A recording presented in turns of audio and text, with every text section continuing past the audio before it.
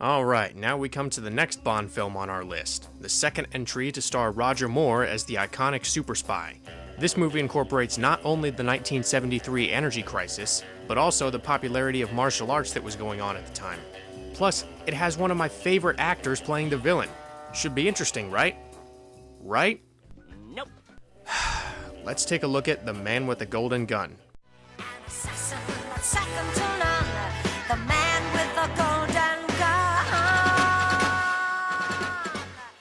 Our story begins with James Bond being sent a golden bullet with the number 007 etched into it. Believing this to be an intimidation tactic by world-class assassin Francisco Scaramanga, MI6 relieves Bond of his current mission. This prompts 007 to begin his own search for the elusive killer, which eventually leads him to a mysterious device called the Solex Agitator.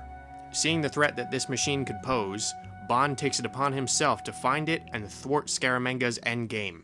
Sounds good so far, right? Well, unfortunately, the movie never lives up to its potential. A large part of that has to do with the tone. This flick is exceedingly goofy, and that ultimately proves to be its downfall. Oftentimes, certain scenes will go on for far too long and lose their impact for the sake of a joke. It's almost like watching a James Bond parody.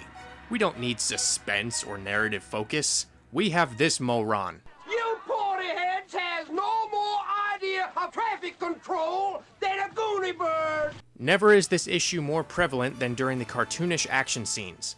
Some of them are impressive in how they're realized, sure, but again, they rely a bit too heavily on silly sight gags and other nonsense.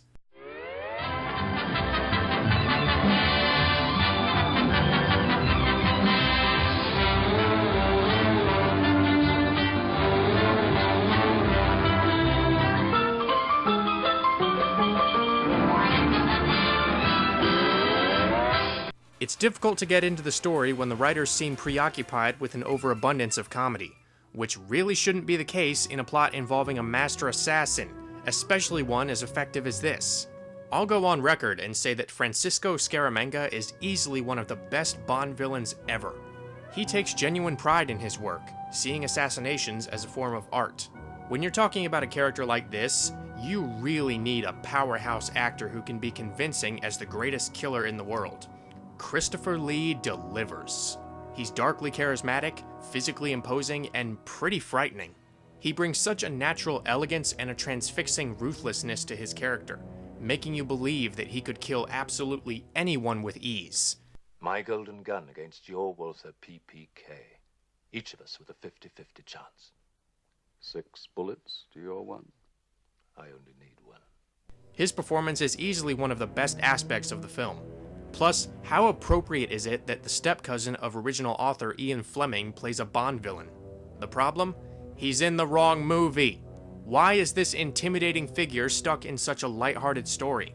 It's the equivalent of Ra's al Ghul showing up in the Adam West Batman show. If someone stands in the way of true justice, you simply walk up behind them and stab them in the heart.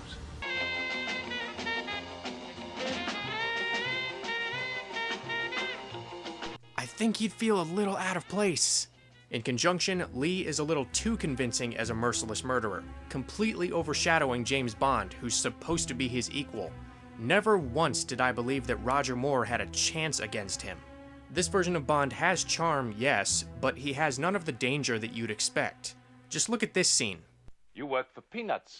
A hearty well done from Her Majesty the Queen and a pittance of a pension. Apart from that, we are the same. To us, Mr. Bond, we are the best. You know, if he said that to Sean Connery, then maybe it would have worked. Even though Moore does a decent job with his debonair demeanor, he's simply not credible enough as a man of action. Some people have pointed at Mary Goodnight as another weak point. True, she doesn't serve much purpose and is a bit short on character, but Britt Ekland's ditzy performance is admittedly amusing at times. In actuality though, Maud Adams as Scaramanga's frightened mistress is much more interesting. Unfortunately, she's not around long enough to leave a lasting impression.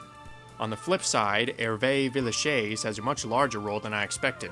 Before running around on Fantasy Island with Ricardo Montalban, he was on Scaramanga Island with Christopher Lee. Here, he's enjoyably slimy and seems to be having a lot of fun playing that up.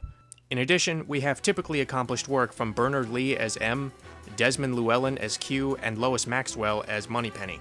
All of them are comfortable in their respective roles at this point and are very natural in their performances.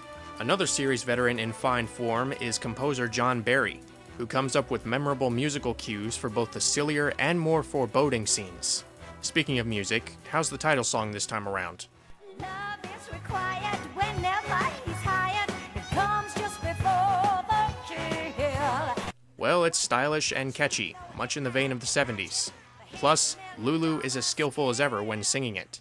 I believe that something can also be said for Guy Hamilton's directing. Still steady-handed but appropriately different from his previous Bond films. He continues to make use of the admirable production values at his disposal, making for some truly great shots of the sets and locations. In the end, though, The Man with the Golden Gun squanders its strengths with a slew of misguided decisions. Although it sports competent performances, capable direction, a solid musical score, and a terrific villain, it ultimately crumbles under its lackluster comedy and the hero feeling completely out of his league. Thanks for watching, feel free to like, subscribe, and or comment. Until next time.